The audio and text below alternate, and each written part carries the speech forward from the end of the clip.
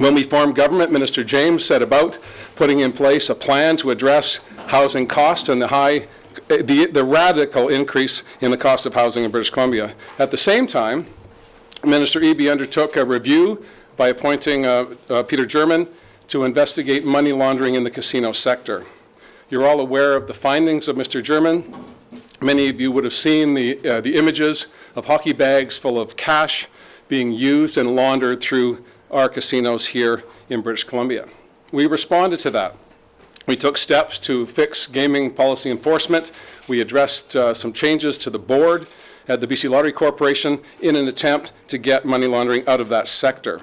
So we sat down as a cabinet and said, how can we ensure that the people of British Columbia see consequences for the action of criminals and criminal activity in British Columbia?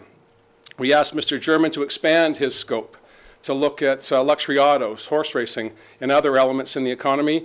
And Minister James put in place an expert panel to review the potential impact of money laundering in our housing sector.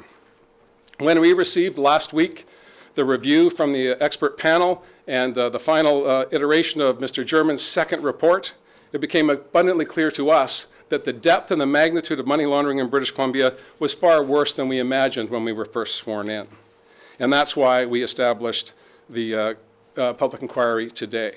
Thanks to the panel's work, we know that money laundering is responsible for hiking BC housing prices on average across the province by about 5%, but we know in markets like Metro Vancouver with much more money laundering activity, that could be much, much higher, as high as 20%. That could mean all the difference in someone's down payment or ability to get a mortgage. It's unacceptable to have a housing market that's distorted and inflated by the proceeds of crime, while ordinary British Columbians are struggling to find secure, affordable housing. Our real estate market should provide housing for people, not profits for criminals. And that's why we're moving ahead with a public inquiry into money laundering.